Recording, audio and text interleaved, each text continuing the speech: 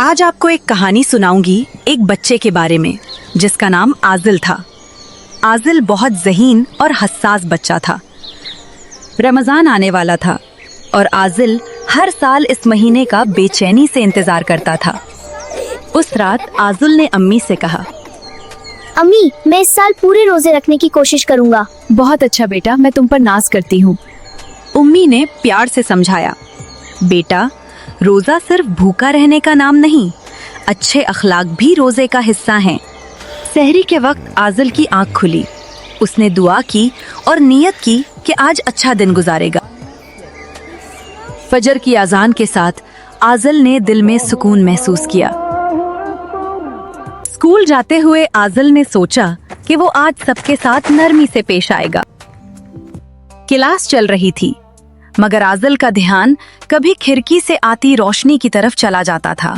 Teacher ने सवाल किया, मगर आजिल खामोश रहा। वो आज कुछ थका हुआ महसूस कर रहा था। ब्रेक में भी आजिल ने शोर नहीं मचाया। वो एक कोने में बैठकर दुआ पढ़ने लगा। उसने देखा कि उसका दोस्त उदास बैठा है। आजिल ने दोस्त से पूछा, क्या हुआ? आजिल ने प्यार से कहा, अल्लाह नियत देखता है, कोशिश जारी रखो। इस बात से दोस्त के चेहरे पर मुस्कुराहट आ गई। वापस आते हुए आजिल ने सड़क के किनारे एक बूढ़े को भारी थैला उठाए देखा। आजिल ने आगे बढ़कर मदद की।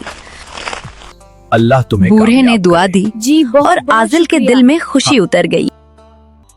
घर पहुंचकर आजिल ने कुरान की चंद आयत पढ़ी। मगरिब के करीब उसे भूख महसूस हुई, मगर उसने सब्र किया। आजिल ने दस्तरखान सजाने में अम्मी की मदद की। आज़ाने मगरिब हुई, सब ने मिलकर दुआ की। पहला नवाला लेते हुए आजिल ने शुक्र अदा किया। उसे एहसास हुआ कि रोजा सब्र और शुक्र सिखाता है। तरावीह के बाद आजिल ने अपने दिल को हल्का महसूस किया। चांदनी रात में आजिल खिड़की से बाहर देखने लगा। उसे लगा जैसे चांद उससे मुस्कुराकर कह रहा हो, अच्छाई जारी रखो। आजिल ने दिल में अहद किया कि वो रमजान में ही नहीं, हमेशा अच्छा रहेगा। अम्मी ने सर पर हाथ रखा और दुआ दी। थैंक यू अम्मी। My sweet boy.